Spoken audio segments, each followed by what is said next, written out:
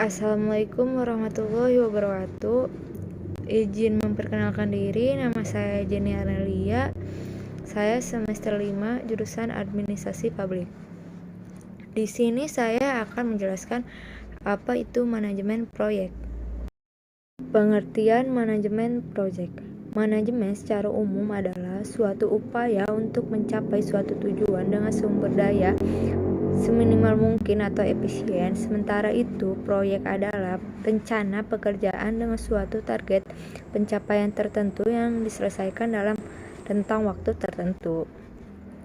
Jadi, proyek itu yang dilakukan, sebuah pekerjaan yang dilakukan dengan secara singkat waktu, uang, dan ruang lingkup unik dan berbeda dari orang lain.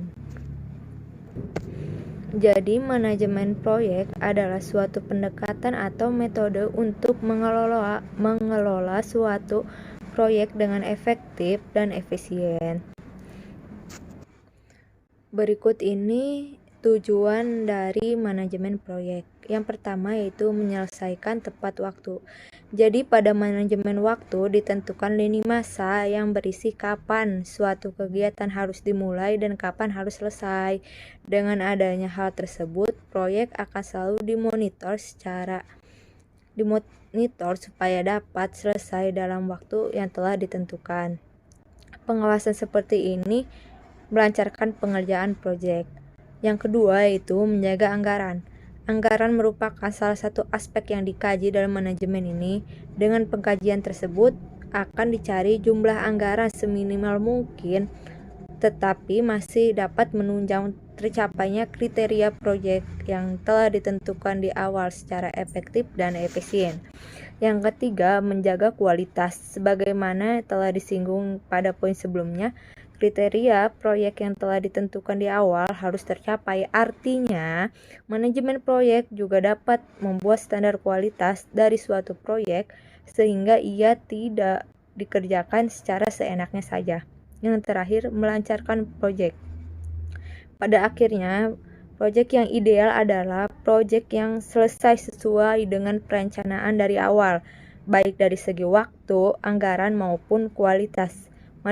Manajemen ini membantu pengerjaan proyek supaya selesai dengan lancar sesuai dengan rencana awal. Sasaran dari manajemen proyek. Yang pertama, menyelesaikan dan mengembangkan proyek sesuai dengan anggaran biaya dan tenggat waktu yang telah ditentukan sekaligus dalam kualitas atau spesifikasi sesuai dengan yang telah disepakati dari awal. Yang kedua, meningkatkan nama baik pelaksana proyek berdasarkan kualitas hasil proyek. Yang ketiga, menciptakan suasana kerja kondusif untuk mendukung kelancaran aktivitas proyek. Yang keempat, menjaga keharmonisan antar pihak dalam proyek sehingga seluruh pihak yang terlibat akan memberikan yang terbaik untuk proyek yang sedang dijalankan. Selanjutnya yaitu ruang lingkup proyek. Hal-hal yang termasuk ke dalam ruang lingkup proyek adalah sebagai berikut. Yang pertama, waktu proyek dimulai.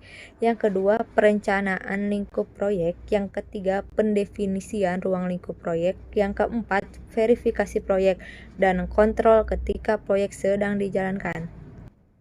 Selanjutnya, contoh manajemen proyek. Yang pertama, proyek konstruksi adalah proyek yang berhubungan dengan pembangunan sarana publik seperti pembangunan bendungan, gedung, kawasan pembangkit listrik, jembatan, pabrik, dan jalan raya, jalan tol, dan sebagainya. Yang kedua, proyek penelitian. Proyek penelitian pada dasarnya adalah suatu proyek yang dilakukan untuk kepentingan penelitian dan pengembangan. Yang ketiga, proyek padat modal. Proyek padat modal adalah proyek produksi besar dengan bantuan mekanik atau robot. Proyek ini disebut padat karena pada eksekusinya membutuhkan modal yang banyak. Banyaknya modal yang perlu membuatnya hanya bisa dilakukan oleh perusahaan besar. Yang terakhir yaitu proyek manufaktur. Proyek manufaktur adalah proyek yang melakukan rancangan untuk memproduksi suatu produk secara menyeluruh. Kesimpulannya yaitu supaya suatu proyek bisa berjalan lancar menuju tujuan proyek dengan spesifikasi yang telah ditentukan di awal diperlukan manajemen proyek yang baik. Pada proses ini, banyak hal seperti anggaran, tenggat waktu, dan lingkup proyek harus direncanakan. Pada setiap proyek terdapat risiko, terlebih lagi pada proyek-proyek besar. Banyaknya keputusan yang harus diambil membuatnya banyak kemungkinan hambatan dari risiko yang akan muncul. Untuk menghindari risiko-risiko tersebut, bisa mencari jalan keluar dengan mempertimbangkan segala kemungkinan yang dapat terjadi. Iya, cuma segitu yang bisa saya jelaskan. Mohon maaf jika banyak kesalahan dalam berbicara atau misalnya masih belum jelas. Saya ucapkan maaf yang sebesar-besarnya.